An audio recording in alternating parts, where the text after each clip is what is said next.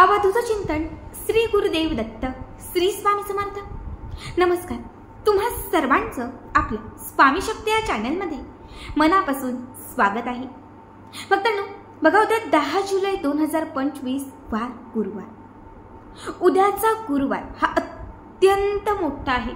आपल्या सगळ्यांनाच माहिती आहे की उद्या गुरुपौर्णिमेचा सर्वात मोठा दिवस आहे। गुरुवार आणि पौर्णिमा दोनही शुभयोग एकत्रित आल्यामुळे उद्या दुग्ध शर्करा योग जो आहे ना तो बनत आहे। हा योग कधीतरीच पाहायला मिळतो, अत्यंत दुर्मिळ असतो आणि जो योग सर्वात शुभ मानला जातो। जेव्हाही काही शुभ असतं, जेव्हाही काही दुर्मिळ असतं, तेव्हा विशेष महत्त्व हे त्या दिवसाच्या सेवांना दिलं जातं। उद्या गुरुपौर्णिमेला बघा, गुरुबळ प्राप्त करण्यासाठी, गुरूंची कृपा प्राप्त करून घेण्यासाठी, अखंड गुरूंची साथ लाभण्यासाठी, गुरूंना प्रसन्न करण्यासाठी आपण असंख्य सेवा करणार आहोत। बऱ्याच लोकांनी 21 दिवस, 11 किंवा 7 दिवस अगोदरपासून सेवांची सुरुवातही केली असेल, कारण प्रत्येक वर्षी महाराजांना, आपल्या गुरूंना प्रसन्न करण्यासाठी आपण अगोदरच सेवेला लागतो। पण लक्षात ठेवा, या दिवशी सेवा जितकी महत्त्वाची मानली जाते तितकंच महत्त्व या दिवशी अभ्यंग स्नानाला दिलं जातं। गुरुपौर्णिमेचं पवित्र स्नान हे गुरुबळ मजबूत करतच, पण आपल्याला लागलेले दोष असतील, काही आपल्यामध्ये अडथळे येत असतील, कुणाची नजरबाधा लागलेली असेल, सतत आपल्याला काहीतरी तांत्रिक बाधा लागलेली असेल, तर अशा वाईट शक्तींचा नाश करण्यासाठी सुद्धा ही गुरुपौर्णिमा खूप प्रभावी मानली जाते। बघा, बऱ्याच वेळा आपण बाधित असतो, आपल्याला काहीतरी बाधा लागलेली असते, आपल्या पाठी काहीतरी वाईट शक्तींचा त्रास असतो, आपण तांत्रिक मांत्रिक झालेलो असतो, आणि जेव्हा आपण बाधित होऊन सेवा करतो, पूजा करतो, तेव्हा ती पूजा साथ देत नाही, तेव्हा ती सेवा किंवा ती जी पूजा आहे ना ती आपली सुफळ होत नाही। मग आपण म्हणतो, मी इतके व्रत करते, मी सगळं करते, पण तरीही माझ्या इच्छा का पूर्ण होत नाहीत, मी इतकी सेवा करते पण तरीही मला देवाची साथ का मिळत नाही, कारण आपल्यात असणारी वाईट शक्ती या सगळ्यांच्या मध्ये येते। मी नेहमीच सांगते, कुठलीही शुभ सेवा करण्यासाठी किंवा कुठलेही शुभ काम करण्याअगोदर किंवा कुठल्याही पूजेची सुरुवात करण्याअगोदर त्याआधी स्नानाला विशेष महत्त्व असतं। जर तुमचं स्नान पवित्र असेल, तुमच्या आयुष्यात असणारे, तुमच्यावर लागलेले दोष, बाधा हे सगळं दूर असेल, आणि अशा वेळी जर तुम्ही कुठली सेवा करत असाल तर ती 5 मिनिटात तुम्हाला लाभ देते। आता सगळ्यात पहिली उद्या जी सुरुवात आहे ती पवित्र स्नानाने करायची आहे। सगळ्यात पहिले मी तुम्हाला 3 उपाय सांगणार आहे। तिघांपैकी कुठलाही एक उपाय जर तुम्ही केला तर नक्कीच तुमचं गुरुबळही मजबूत होईल, बाधाही ज्या काही असेल, दोष लागलेले असतील तर ते निघून जातील, आणि नेहमीच तुम्हाला गुरूंची साथ लाभेल। दिवसभर जी सेवा आणि जी पूजा तुम्ही कराल ना त्याचं पूर्ण फळ तुम्हाला मिळेल। आता सगळ्यात पहिली गोष्ट म्हणजे उद्या लवकर उठा। उद्या अभ्यंग स्नानाला विशेष महत्त्व आहे। 5, 5:30, त्याच्या आधी उठला तर उत्तम आहे, पण 5, 5:30 पर्यंत तरी तुम्हाला उठायचं आहे। सकाळी उठल्यानंतर तुम्हाला सगळ्यात पहिले जे अंघोळीचं पाणी आहे त्यामध्ये अर्धा झाकण गोमूत्र घालायचं आहे, अर्धा झाकण तुम्हाला गंगाजल घालायचं आहे। यामध्ये तुम्हाला 1 चिमूटभर मीठ घालायचं आहे। आपल्या घरात असणार आपण जे मीठ वापरतो, खड्यांचं बारीक कुठलेही, हे तुम्हाला थोडंसं मीठ घालायचं आहे, आणि त्याच्यासोबत तुम्हाला यामध्ये थोडंसं पंचगव्य घालायचं आहे। ठीक आहे, सोबत तुमच्या घरामध्ये जर काळे किंवा पांढरे तीळ असतील तर 1 अर्धा चमचाभर ते तीळ सुद्धा तुम्हाला घालायचं आहे।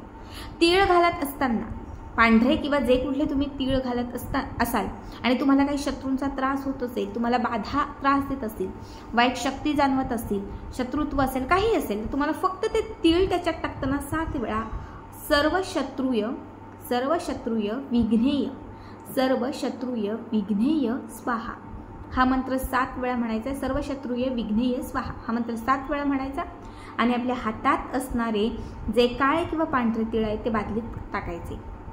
त्या बादलीमध्ये सगळ्यात अगोदर आपला चेहरा बघायचा, आपला स्वतःचा चेहरा बघायचा, आणि त्याच्यानंतर तुम्हाला उजव्या खांद्यावर पाणी घालून पुढचं स्नान करायचं आहे।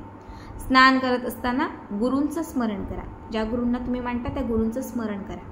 बघा, हा पहिला उपाय केला तर शत्रुत्वाचा त्रास कमी होईल, शत्रू दूर होईल, कितीही शत्रूंची पीडा असेल तर ती नष्ट होईल, कारण उद्या पौर्णिमा आहे, आणि पौर्णिमा तिथी ही शत्रुत्व बाधा दूर करण्यासाठी अत्यंत प्रभावी तिथी मानली जाते। आता दुसरा उपाय जो आहे तो गुरुबळ मजबूत करण्यासाठी। यासाठी काय करायचे बघा, जर तुमच्या कामात खूप अडथळे येत असतील, संकटे जात नसेल, पैसा येत नसेल, गुरूंची साथ लाभत नसेल, तर हा दुसरा उपाय करा। यासाठी कापड घ्यायचं, छोटंसं कुठल्याही रंगाचं घ्या, त्याच्यामध्ये थोडी पिवळी हळद घाला, छोटं कापड त्यामध्ये पिवळी हळद, त्या कापडाला गाठ मारा. तयार केलेली ही जी पोटली आहे ती आज रात्री तयार केलेली पोटली गुरु गुरु गुरु गुरु या मंत्राचा जप करून 7 माळी तरी जप करायचे तुम्हाला. पिवळ्या हळदीची पोटली उजव्या हातात ठेवायची, डाव्या हातात माळ घ्यायची किंवा डाव्या हातात पोटली ठेवा हळदीची आणि उजव्या हातात माळ घ्या. गुरु गुरु गुरु गुरु फक्त या एकाच मंत्राचा 7 माळी जप करायचा. किती? 7 माळी. 7 माळी जप केल्यानंतर ही हळद उशीखाली ठेवायची. दुसऱ्या दिवशी म्हणजे उद्याच्या दिवशी सकाळी उठलात, अंघोळीचं जे पाणी आहे त्यात गोमूत्र गंगाजल घाला. ही जी हळद आहे ही हळद त्याच्यामध्ये घाला आणि त्याच्यानंतर यामध्ये थोडंसं किंचित मीठ घाला. या 4 गोष्टी त्याच्यामध्ये घाला. पंचगव्य असेल तर थोडं घातलं तरीही चालेल, गुलाबजल असेल तेही थोडं घातलं तरीही चालेल आणि या पाण्याने उद्या स्नान करा. जर तुम्ही हळद अभिमंत्रित केलेल्या पाण्याने उद्याच्या दिवशी स्नान केलं तर तुमचं कमकुवत असणारं गुरुबळ मजबूत होईल, कामातील अडथळे दूर होतील, अवलक्ष्मी दूर जाईल, घरामध्ये असणारे जे काही गरिबी किंवा पैशांची संकट आहेत तर ती निघून जातील.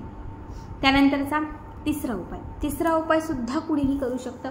खूप आजारपण असेल, पैसा येत नसेल, तुम्हाला कोणी किंमत देत नसेल, तुम्हाला सतत काहीतरी वाईट शक्तींचा त्रास होत असेल तर उद्या गुरुवारच्या दिवशी आपल्याला अंघोळीच्या पाण्यात एक तुळशीचं पान घालायचं आहे.